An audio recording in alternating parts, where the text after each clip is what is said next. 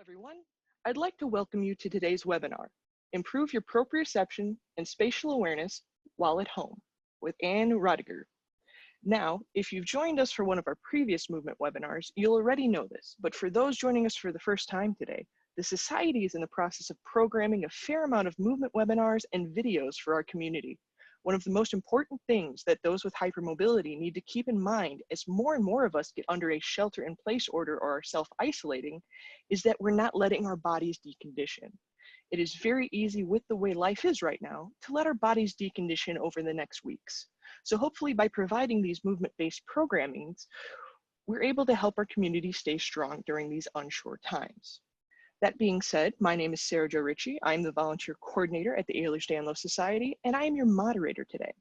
So this is how today's webinar is going to work. Webinar attendees will be muted at all times during the webinar. However, you are able to type any questions you may have throughout the presentation into the question box at any time. Ann will not be able to see or respond to any of these questions until the Q&A portion at the end of their presentation. Please do not send your questions more than once. It will not increase your chances of having your question answered. It will only make it harder for us to sift through the questions and to make sure we can get in as many as possible. Now, since this is a movement-based webinar, the authors in the Ehlers-Danlos Society request that you carefully follow all instructions given. It is your responsibility to ensure that you are capable of doing the exercises. If you have any doubt about your level of ability to undertake any of the exercises or advice offered, you should not attempt those exercises. And if possible, seek medical professional advice on said exercises. Please participate at your own risk. The authors of the Ehlers-Danlos Society accept no liability for personal injury related to participation in these exercises or activities. Now, Ann Rodiger is a member of the American Society for the Alexander Technique and is the founder and director of the Balance Arts Center and the Balance Arts Center Teacher Training Course. She has been teaching the Alexander Technique and movement for over 35 years in both academic and private settings. She's skilled in Labonotation, Laban movement analysis, Bartenieff, I butchered that. I knew I was going to butcher that. Perhaps Ann could clarify the Bartenieff fundamentals, yoga, meditation, and various dance techniques. She also keeps me on top of pronouncing words correctly. I love it. She maintains private practices in the New York City, Berlin, and Antwerp, Belgium area. She has been on the faculty of opera summer programs in Tel Aviv, Antwerp, and Berlin. Ann lives with EDS and is presented at many of our EDS Society patient care days, including Madrid, Nashville, Baltimore, and Las Vegas. Thank you so much for joining us today, Ann. Thank you for having me. I'm really excited to be here and to work with everyone. So what we're going to do is to do a movement session where you get to move the way you want to move, given the instructions that are going to be given.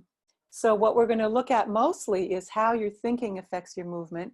We're going to look at how you're mapping your body in with your thinking and your awareness. And we're going to work from some paradigms that will help you sort out your whole structure so that as you work with these ideas, you're going to be able to let your body sort itself out, redistribute the tone so that the tight places get looser and the places that need more tone start to have more tone through your thinking and through your awareness of where your body parts are. So this is really about your intention with your thinking. It's a non-doing kind of idea at first. So the first thing you're going to do is get yourself into a comfortable situation. So you can either sit, you could stand if you wanted to, you could lie down, you could let yourself find a place where you can move a little bit if you want to during the session. It's important that you stay comfortable doing the work that we do so that you're able to readjust if you want to. That if any of the ideas that come up invite you to do movement, that you allow your body to do the movement that it wants to do, that you don't feel like you have to do anything in a particular way, but that you let your own self accommodate to what's going on with the ideas that are given. So we're going to start with a little bit of overview of some concepts to think about as we work. Then we're going to look at your whole body, kind of put that together in relation to gravity. Then we're going to look at really individual parts. So you get a sense of how to send your awareness and your attention to different focal points in your body, local points. And then we're going to put it all back into the whole. And we're going to work with breathing. We're going to work with some ideas of space, that you get a sense of how you're experiencing yourself in your room, in your space, as you are at home.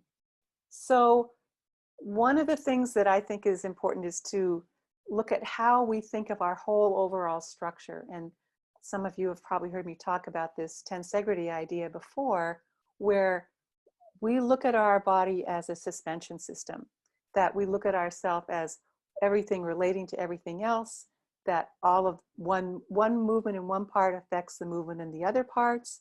And so we look to see and look to experience those connections and that connectivity through our whole structure.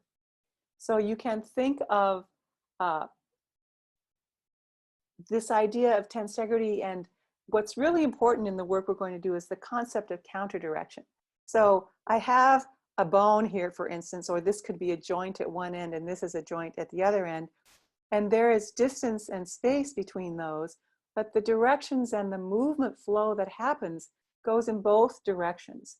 So what's interesting about this is that when we think about counter directions, like side to side, for instance, shoulder to shoulder, which we'll get to in a minute, it's not just from the center out, which might make us feel like there's too much space, but it's from one side of the body or one part to the other side and back again. So we're getting all of these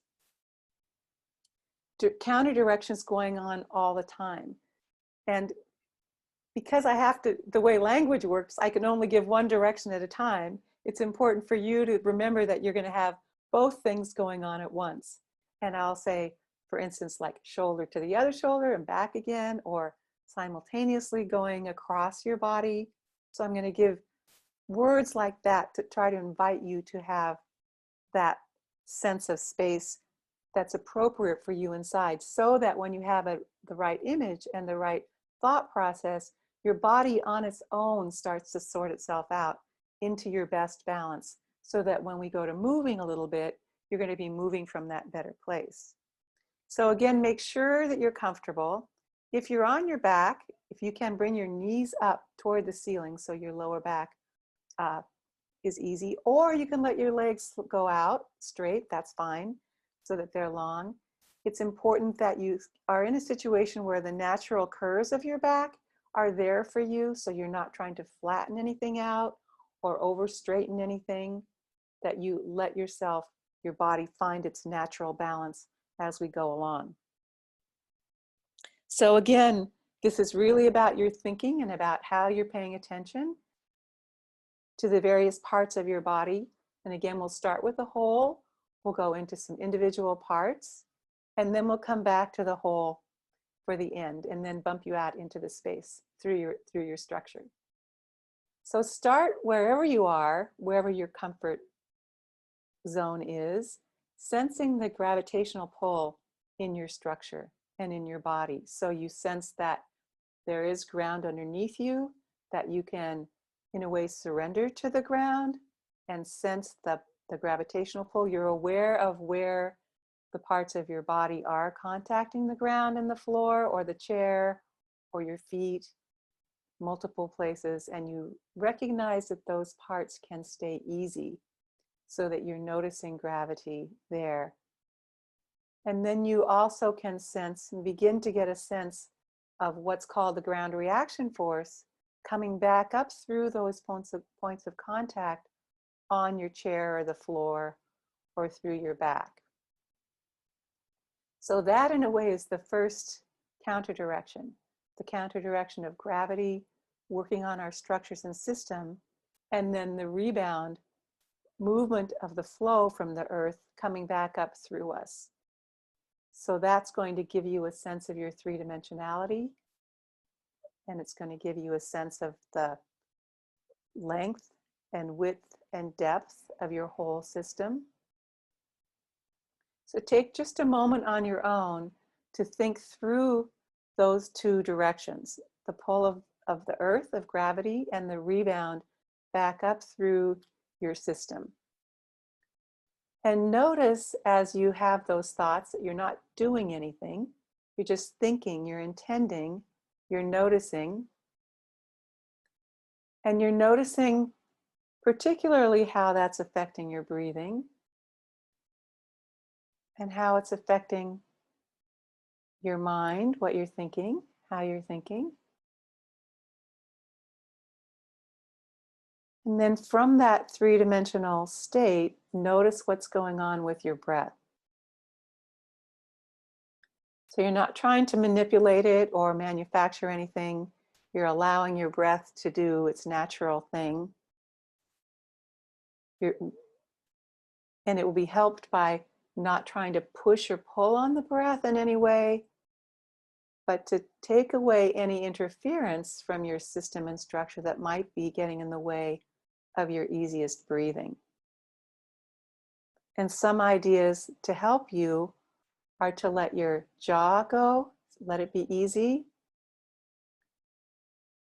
And by that, I mean to find its own tone, right? So if you have a really loose jaw, letting your jaw be easy and feel secure might actually have a little bit more tone in it, right? So that you get a sense of what's right for your body so that it can find its best balance, regardless of the position or situation you're in. If this makes you want to move your jaw, that's totally fine, go for it. And then allow your tongue to have its natural curve inside your mouth all the way through. From the tip of your tongue all the way to the back. Make sure that your tongue is three-dimensional, that it has width and depth and length as well.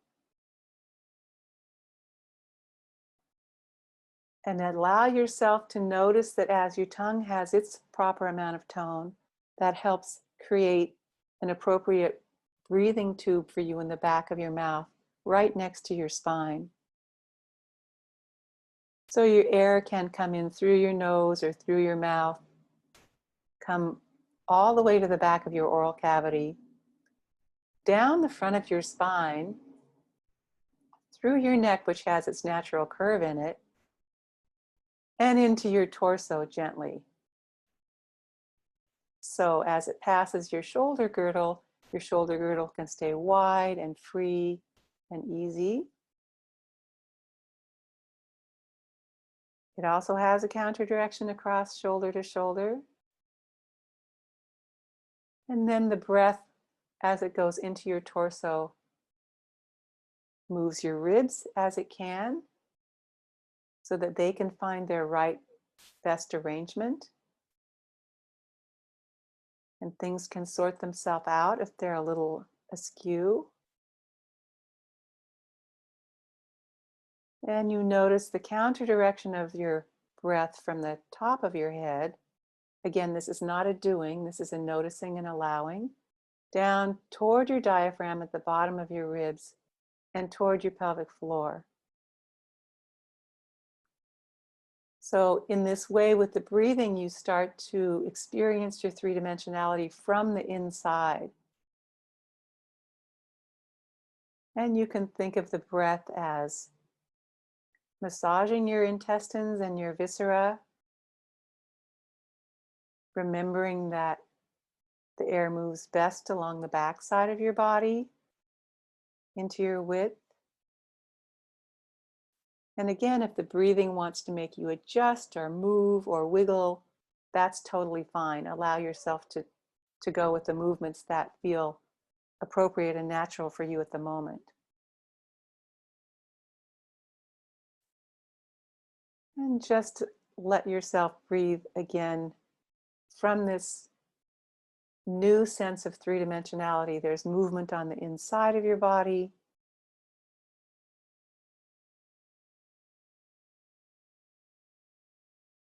And then again, you sense your body on the floor, check in with gravity.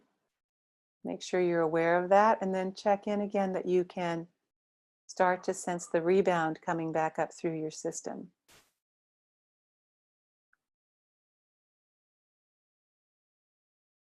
And now go back to your shoulders. You're going to think about the distance and the width between your two shoulders, again going in both directions, side to side and back again. You're going to notice the width and the distance on the back side, of your shoulder girdle and on the front side of your shoulder girdle. So again, you have depth and width in the shoulders. And you're aware that you have shoulder blades on the back of your chest, pretty high up. If you want to move your arms around so you sense the shoulder blades moving, that's totally fine. Allow that to happen as it works for you. And then simultaneously, think of one shoulder all the way into the joint, and then down toward your elbows, and then back again. So you have a counter direction in your upper arms. And you're going to notice that you have surfaces on the front and the sides and the back,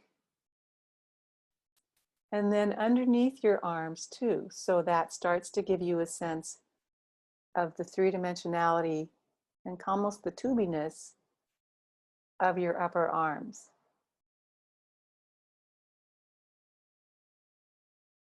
Notice that they can stay relatively easy and free while your breathing occurs inside your arms.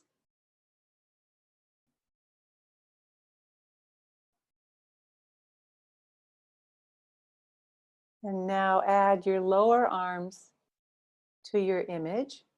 So you go from the elbows down to your wrists. And again, you're not trying to make extra space. You're just noticing the space that's there. You're recognizing that you have lower arms and that they are also three-dimensional. So you have an outside to your arm, a top surface, a back surface, and an inside surface. And those surfaces give you a sense of your three-dimensionality, and you can then start to feel the flow and internal movement in your lower arm.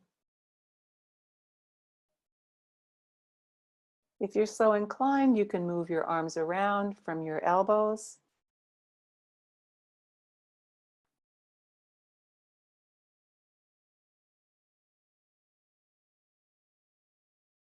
And then notice that you have your hands connected to your lower arms through the wrist. So you're aware of the wrists, and you're aware all the way from the wrists through your palms out to the tips of all 10 fingers.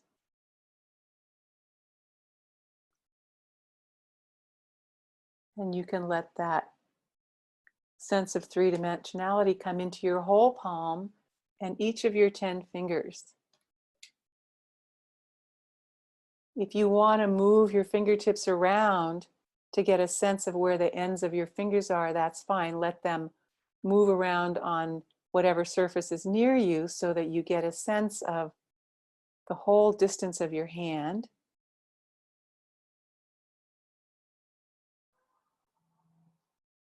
And then you get the sense from your fingertips all the way back up through to your shoulder joints. So it's through the wrist, all the way through the elbows, all the way back up to your shoulders. And again, you've got a counter direction here. So you've got the shoulders to the fingertips, and then the fingertips all the way back to your shoulders. And then notice that you can still stay with your awareness on the floor. Your whole head, neck, and back are still in your awareness, while you can wiggle your fingers. You can also still let your neck stay easy and your jaw stay free, and keep breathing while your fingers wiggle.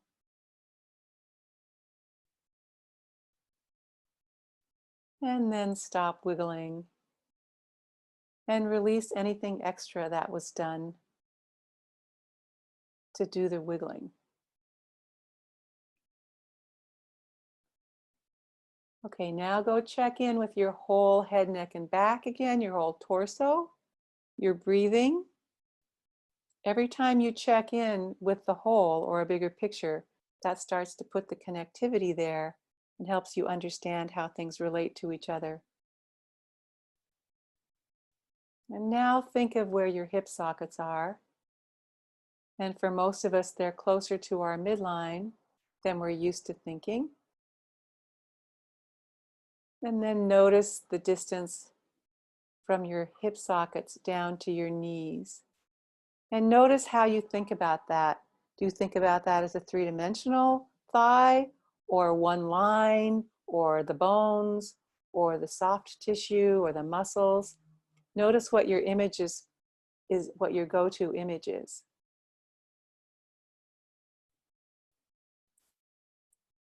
And then fill in that picture by noticing that you have a side surface to your thighs, from the side of your body all the way down to the knees.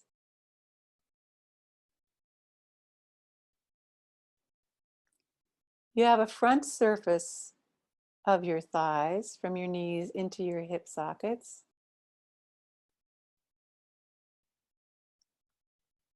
You have length going both directions on the inner thigh, both thighs.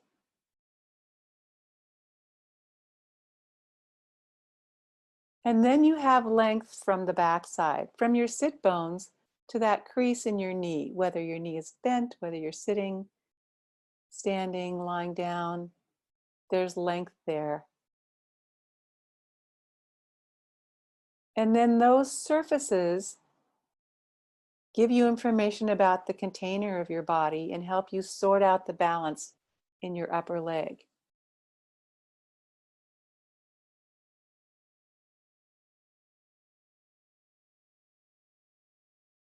Sense the three-dimensionality of your thighs and sense where your legs connect in with your torso in your hip sockets.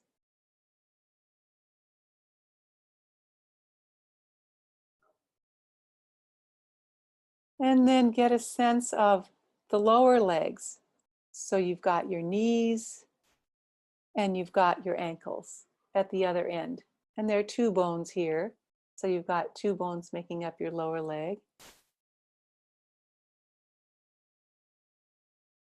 And you get a sense of the outer surface of your legs, the lower legs, from your knees to your ankles.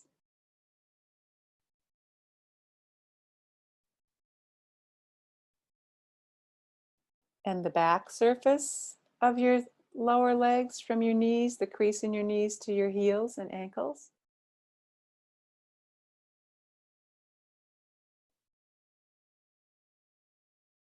And then the inside from your knees to your ankles, all the way through both sides.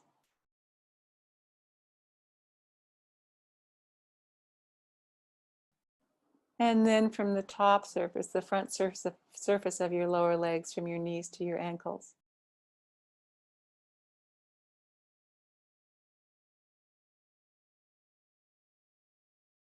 And then again, those surfaces provide information and an image and an awareness, a sensory awareness of the three-dimensionality of your lower leg. And then connect that from your ankles all the way to your hip sockets.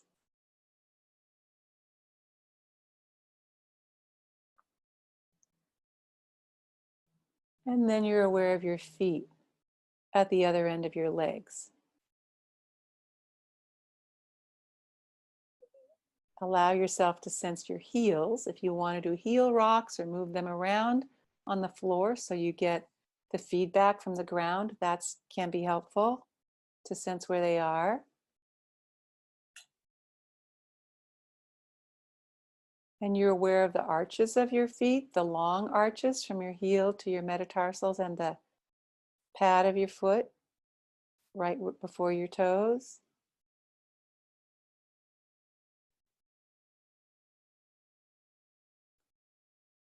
And then think of all of your 10 toes, from the metatarsals all the way out to the tips of your toes.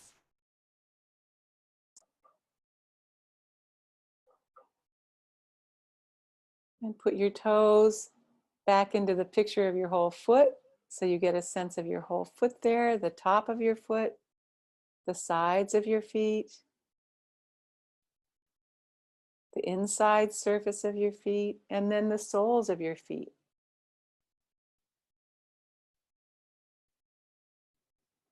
Then put your awareness to the soles of your feet and let that connect with the whole leg, both whole legs all the way up to the hip sockets. And if you want to move your legs around in any way, that's helpful to get a sense of what's your legs and what's your torso, where they connect, making sure that you let the knees move too when you move your whole leg. It's sometimes useful to just rock your legs in and out like this in the hip sockets to get a sense of where they connect to your torso. Make sure you're thinking of the counter direction all the time, so you're coming into your sockets at the same time you might think away. The balance of the in and the out is something that you can discover for yourself. If you feel sometimes pulled apart, you can reinitiate the inward direction more, or if you feel like you get jammed up, you can start to let the outward direction be a little more prominent and dominant for you for a while, till you find the best balance so that your body stays connected in the joints in the way that's best for you with your movement. And then from all of this, you're going to discover this sense of throughness, a sense of the flow that comes from your feet when you're standing, all the way through your body up to the top of your head. And then again, the sense of flow that comes from the gravitational pull back down toward your feet that way. Okay, so let yourself wiggle your toes from here in relation to the whole. So you're aware of your whole body while you're wiggling your toes. And then add to that the wiggling of your fingers. So you're wiggling 10 toes and 10 fingers. While you're breathing, while you're aware of gravity, while you're aware of the inner movement as it responds to gravity. And then stop wiggling.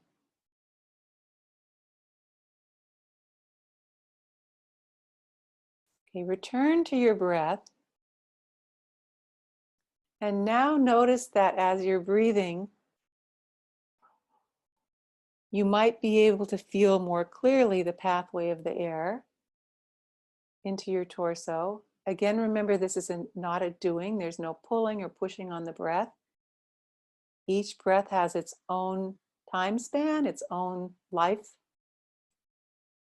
So everything is slightly different each time, potentially. And then notice that as you breathe in, it's possible to let the air move again towards your pelvic floor as it stays toward your head, and that you can start to sense the movement of the breath throughout your whole body, so that there are, sometimes feels like little bumper cars hitting each other with the breath on the inhale, and that you get a sense of your whole three-dimensionality all the way to the toes and your fingertips on each inhale. And then you stay with that three-dimensional awareness as you allow the breath to go out without any pressure going out.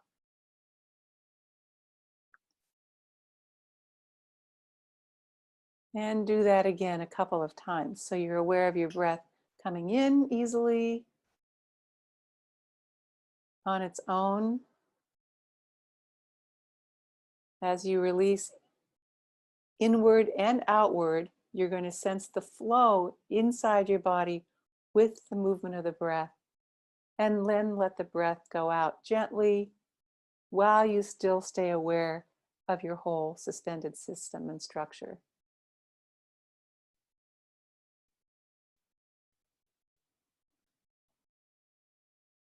And now notice that as you're aware of your own body and your own container, that you can also be aware while you're breathing of the space just outside your body, the space maybe 3 inches away, all the way around your system. So you start to sense that you're part of that bigger picture and that you can sense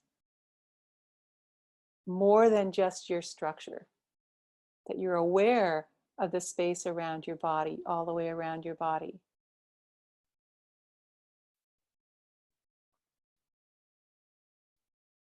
And that you can also now sense a little bit farther away from your body while you're aware of this counter direction of movement that goes through you three-dimensionally. And now you're aware of 3 feet away or a meter away from your body, that you're there and that space is there too. All space has value.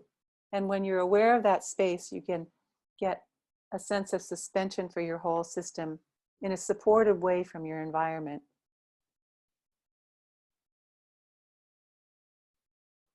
And now allow your awareness to go out into your whole room. So you're aware of yourself, your breathing, your movement. And if you want to move around in this space, you will. We'll do that a little bit more in a second. But be aware of your body and the whole room you're in at the same time. You can have your eyes open if you want to, and if your eyes are open, you can see your peripheral. When you use your peripheral vision, it's easier to see the space around you out to the edges of your room.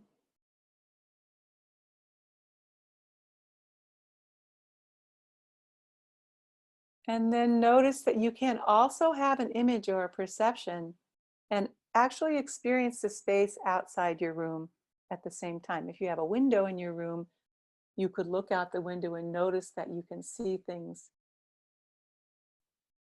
farther away than just your room. Incorporate that in your spatial awareness.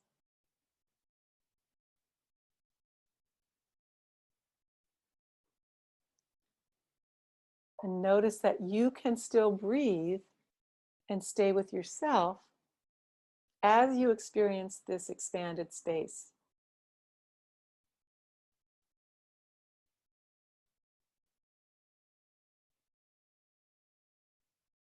And while you're noticing this space, notice that you can hear sounds,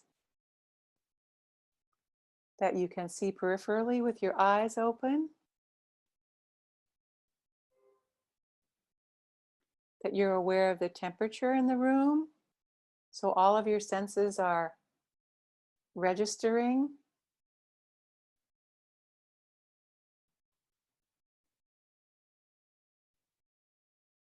You have a sense of the air moving in the room potentially against your skin. So that's information. You can smell something potentially. And so you're sort of sitting in this sensory soup of a field of awareness that's there for you. You're in it, you're aware of your body, you're aware of your movement, of your breath, and you're also aware of the rest of the room around you.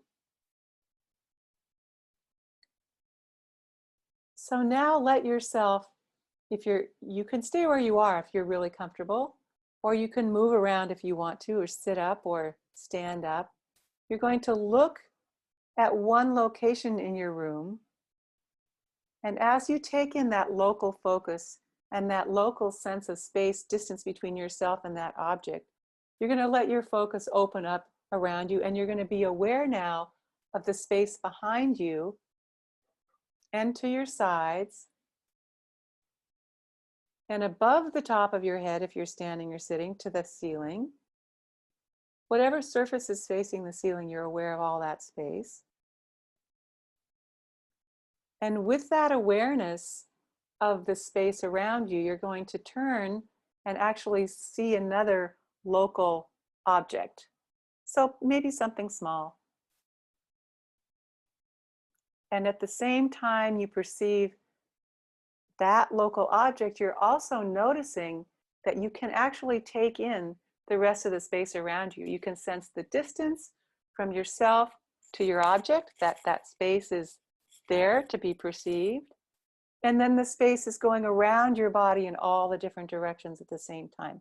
So even though you changed your focus, you're still aware of the space above, toward the ceiling, to all the corners of the room.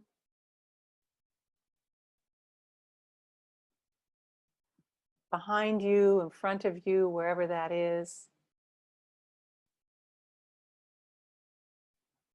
And one more time, turn to face another direction. And if you want to move or take a step towards that direction, that's fine. And then you can do the same thing. Notice that you can perceive something small or local, and you can then also bump that up into the bigger picture all the way around you. You're in the picture and you're in the space at the same time.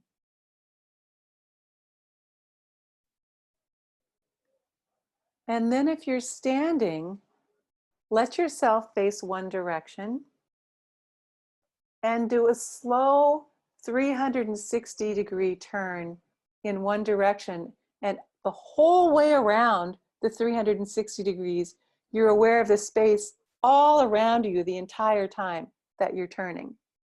So you're seeing something local, and you're aware of the space around your body and above your body. If you're comfortable and you want to just think about doing this, that's totally fine.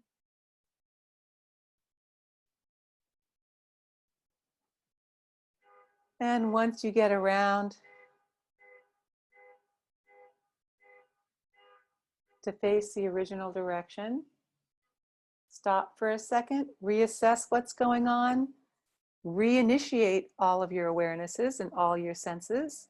So you're sitting in the soup again, the field of awareness is there. And then you go the other direction. You do a 360 turn around the other way. Slowly, go slowly.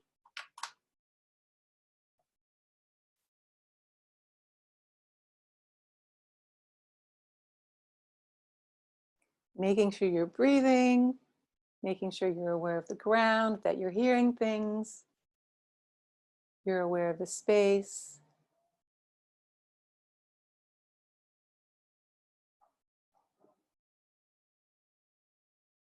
And then you come back to your original direction.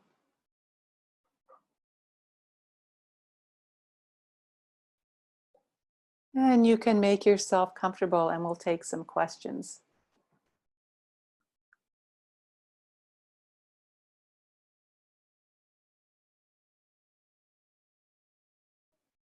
This is the kind of awareness that you can take with you all the time in everything that you're doing, and that will help with the being inside. So you're actually aware of the space around you while you're inside, and that is an invitation to have a bigger sense of yourself. And even though you might be in a relatively confined space, you can actually occupy the full space, which gives you literal perspective on your movement and how you're thinking and what you're experiencing.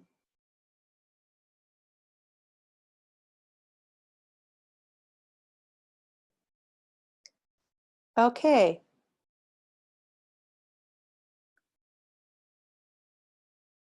Let's stop there and see if there's anything that anybody would like to ask.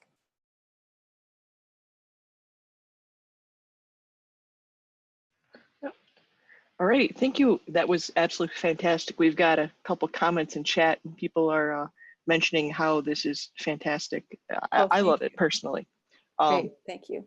So I know we've got Alice here today. Alice is the director of programming and part of the faculty at the Balance Arts Center, I believe. And she's very kind. She is going to toss some links in chat as we go. So if you want to check out chat for more information, Alice will be dropping some awesome resources in there.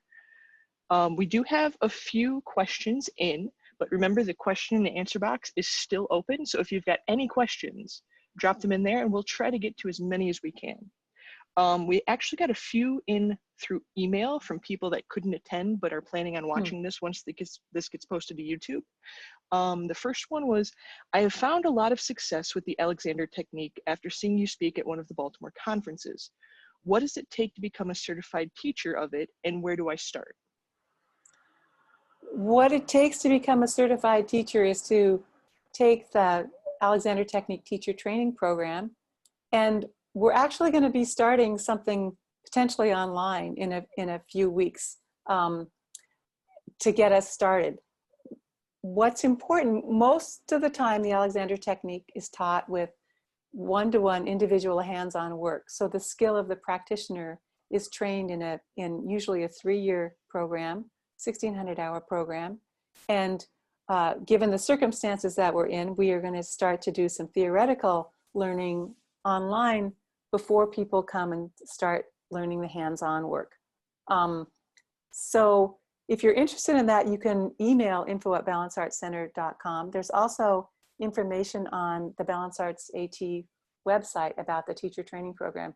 I'm so glad that what we've done has been helpful. Thank you so much for that feedback. It is. I'm a fan of it myself. Now, here's a very good question. We've worked some programming in for our younger community members, kids and teens. Do you have any advice on how this can be adapted for younger children who may not want to sit still for too long? I think that one of the things that's helpful for them is to do proprioceptive work. If they're going to work with someone, like for instance, you take 2 fingers and you just put them on the sides of the shoulders and you say, oh, notice the distance between these things, or put the hand on the top of the head and say, oh, notice the distance between your top of your head and your feet. So you start to like fill in their body, not going in or out, right? But to let their body sort itself out and find the appropriate amount of space for their situation. So it's like simple things like, oh, how long is your finger? Oh, look at how long this is. And then you could have the children do that to you too. So they say, oh, these are my shoulders. These are your shoulders, like that. So they start to get a sense of their proprioceptive self as they go along. It's like one of the things that's always interesting, you see people putting hands on little kids' heads, and I think, wow, when you get to be a certain age, we don't get that feedback anymore. No one's walking around putting their hand on your head, but it's actually really helpful if they don't push down, if they just give a little bit of a, oh, here, you're this tall. That could be really useful for children. You could make it into a game like that. That makes a lot of sense. Thank you so much. I'm going to jump over to Q&A. We've got 2 more in from email, but let's switch this up a bit. I have a discrepancy between my left and right side, stiffer muscles on one side, and I find this very distracting. The way each side touches the floor is different, and the way I move on one side is different and can be very distracting. How can I approach fixing this? I think you can, there are several ways of approaching this. One is to the side that's not distracting, that you think is better, try to match the other side to that side. So for instance, oh, this side feels easier. Let me see how I can allow this to be that way too. So you start to like match the less comfortable side to the more comfortable side. Another way of going about it is to do the kind of work we just did on the side that you want to feel better. So you shift your balance of attention to that side that needs more attention and work on that side. And then the thing is to make sure you come back and put it all together in the whole so that everything can work together.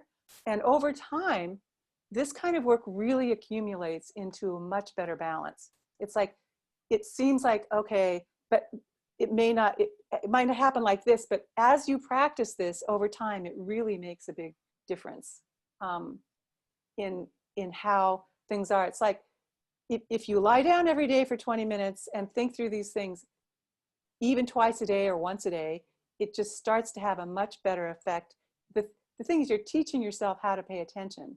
You're teaching yourself how to focus on your body and to give yourself useful ideas. And I mean, I understand it takes time, and it actually does work. Yeah. Awesome, thank you so much. I would just like to point out that Alice did mention in the chat that yes, the recording, barring any technical difficulties, will be available on our YouTube channel after it goes through post-production.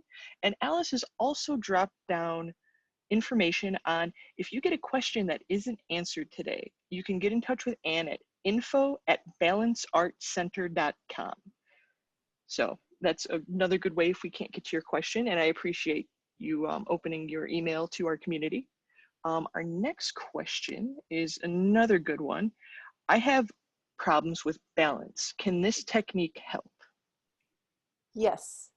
In fact, I think one of the main things that the technique helps with is balance. One of the things that happens with some of us who are hypermobile is that we start to lean on our joints, and we start to push on the joints, right? And then the thing about balance that we want, I'm going to back up a little bit. The thing about balance that we want to do is to have it be dynamic. And what balance is, or it implied in the word, is that there is a give and take, so that the balance is a dynamic, constantly refining kind of activity.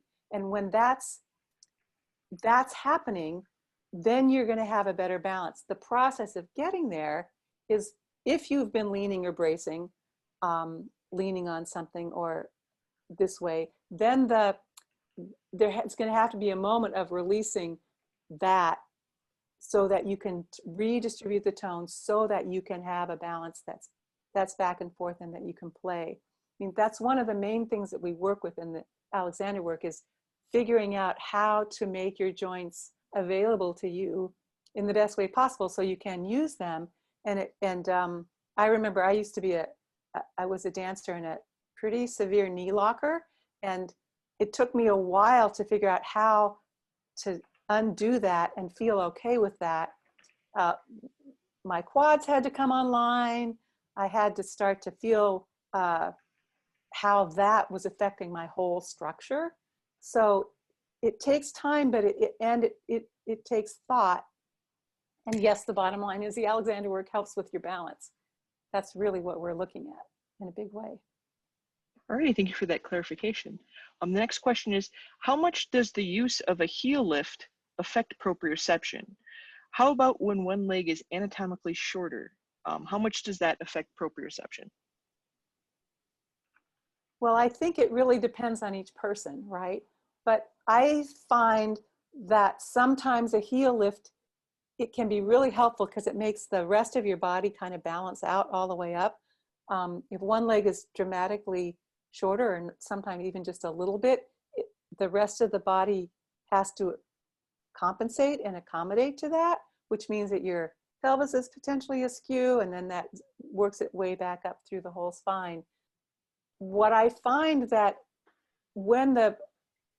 it depends, of course, on each person, right? And when you have a little heel lift and it makes you more even, you can actually connect with gravity in a better way through that foot, which gives you a lot of proprioceptive clarity in how you're connecting through to the ground. And that's kind of useful, because then you can feel way more balanced all the way up through your structure. Yeah. All righty, thank you so much. We're going to do another question from email. I'm a musician and have been struggling with breath control and keeping my stream of air steady while performing. This seems like something that might help. Do you have any advice how I can use this to help my breathing? Yes, there's a lot going on with the breathing, and the air regulation, breath control is a big issue for a lot of us, I think, especially if you're a musician. And we develop sometimes habits that get in the way from the best, I would say vocal use and instrumental use.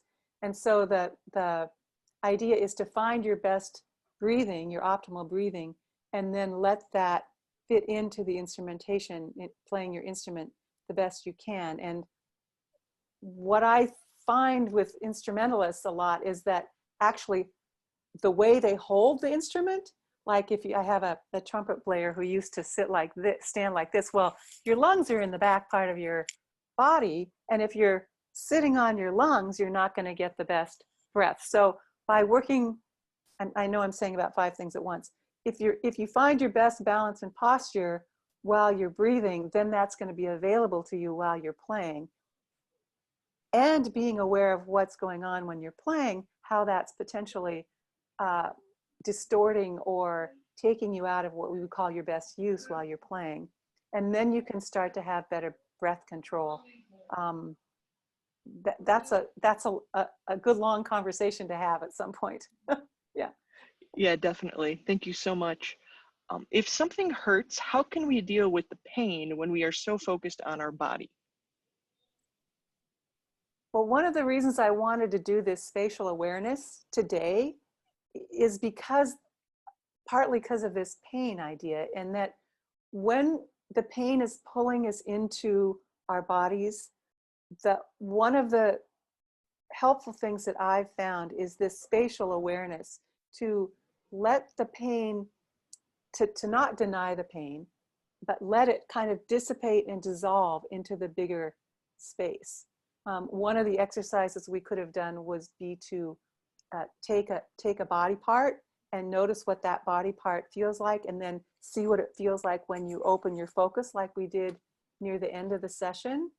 Or and then take something that's less comfortable or that is in pain, and do exactly the same thing with that, and let that dissipate and dissolve into the bigger picture, and then see how, again, over time, that awareness of the space starts to take pressure off the pain area, or gives you some place to let it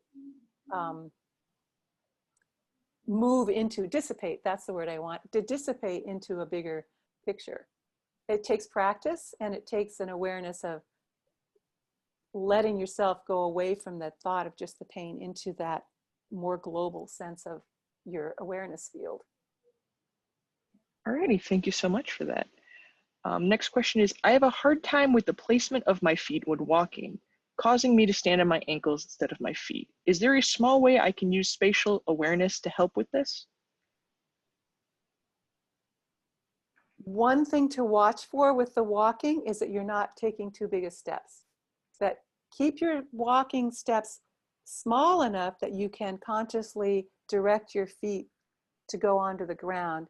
And then that sense of the sole of your foot, letting that go onto the floor with a shorter step, letting your body come over that first. So using the spatial awareness of first thing, the length of your stride. So you can get your foot on the ground, and then you take your weight over the foot that way, so that you're aware of where you're contacting the ground, and then how your weight's going through into the floor before you take the step.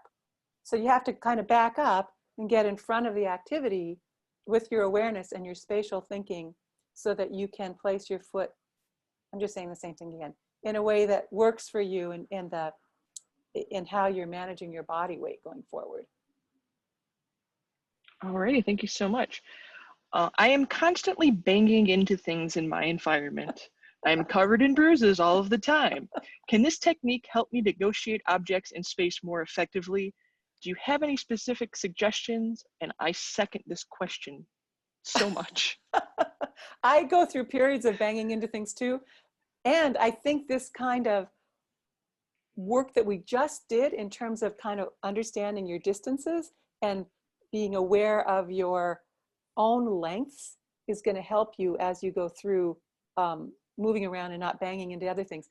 And also, the second thing is to actually take in more of the space as you're moving around. So you do more of what we did near the end of the session, is that you take in the bigger space and then you start to move through it. So you're not like on top of something before you realize it's there. You actually can perceive it while you're moving through the space. Like you can, oh yeah, there is a chair there. Oh yeah, it's like, it doesn't have to be such a conscious thought chair, but you'll notice that if you like let your field be a little bit bigger, I bet you'll just adapt more clearly to the space around you. And I mean, that again takes practice. Like, these are skills to develop, right? But as you go into that space with a bigger field, you're less likely to bang into things. You possibly, but I still don't have faith in my body. You have faith in your body. Okay.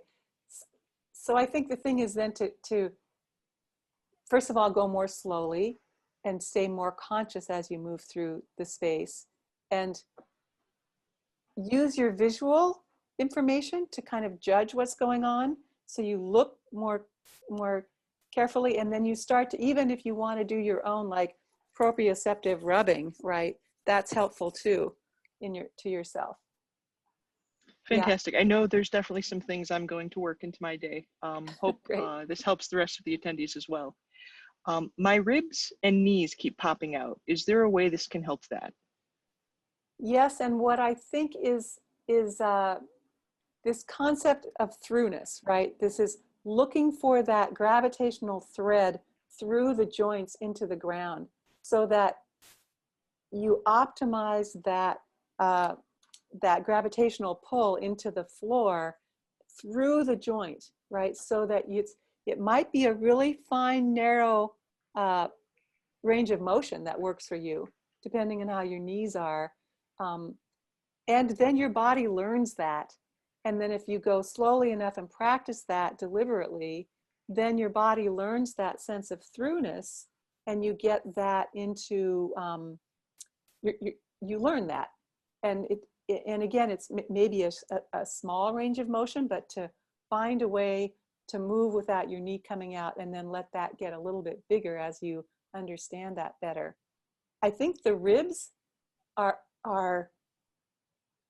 I mean, I have a rib that comes out sometimes, and it takes me a while to get it back in. But what I do is I lie down on the floor and do this kind of thinking we did at the beginning, so that it sorts itself out by my easier breathing, not pushing on it, right? Letting my body sort it out itself. So I kind of try to get out of the way, because I think I mean, my experience is that the body wants to go back to that stasis where it's the easiest and less painful. And so by keeping my breathing going gently and not trying to push on it, then it kind of usually slips back. And I know everybody has their own experience with the ribs going out. And I think that as your overall posture gets better and you find that balance, there's less pushing on it from other angles. So as your three-dimensionality gets clearer and you start moving better all around, the things that took it out in the first place are those forces are less acting on the rib case. That was a plug for good posture. Good posture is a very good place to start. And I know I'm guilty, and I know a lot of my friends with EDS are very guilty of not having the best posture, shall we say. So next question is, I often can't tell the difference between good movement and bad movement. I notice when somebody else points it out for me. Any advice on learning how to pick up cues from your body to differentiate between the two? Yeah, I mean, you can do a number of things. You can video yourself and look and see, oh, that looks like that could be better, and then sort of guide yourself visually that way. I remember as a dancer, I used to not be able to tell whether my leg was in the right place or not when I was moving. And it just took repeated feedback in some way. You have to get repeated feedback either from yourself, like tuning into a really refined level of movement awareness, like, oh, that actually feels a little weird. Oh, that feels a lot better.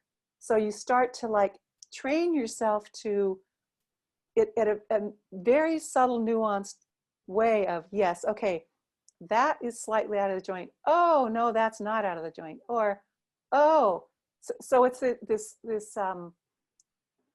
it's interesting because we pay attention to our bodies a lot because they're sometimes wonky and painful. And if we turn our attention into like what's kind of easier and more through and more connected, we kind of start to find a range of motion that will serve us better. And it takes thinking and time and awareness. Yeah. Alrighty, thank you so much. It's just about time, but we've got one last question that just trickled Sure. in that's it caught my attention. Mhm. Um, I'm trying to formulate a program that might combine ADHD, EDS, and the Alexander technique, but Mhm. I'm not sure exactly how. How can somebody with ADHD kind of adjust the program for their needs? Well, that's a really good question, and you should send that into our info@balanceartscenter.com, because I think my experience is that one of the things that happens with ADHD is that the more one experiences their body and senses the ground literally, the calmer the mind gets. And once the breathing is better, the calmer the mind gets. And so the attention and focus, there gets to be this really interesting, in my experience, the trade-off between the mind wandering around and the embodied experience in the self. So the Alexander work really helps people start to have an embodied experience of themselves in their environment. And that's, I think, what allows ADHD to sort itself out a little bit. All right, thank you so much for that, but that's all the time we have for today. Like both Alice and Ann said, if you have any questions or need clarification, especially with that ADHD question, It's interesting. please reach out to them at info@balanceartscenter.com, if that's correct. Mm-hmm. All righty. Um, Also, if you would like more information, please check out the Society's website. We have some resources and information up there as well. Give our helpline a call or an email, and consider signing up for our newsletter if you haven't already. It's a fantastic source for the most up-to-date information and upcoming events, including our upcoming webinars. And speaking of that, our next webinar will be another movement-centered webinar on April 8th at 9 a.m. Eastern Time. It's another early one if you're one of our normal viewers, 9 a.m. Eastern Time.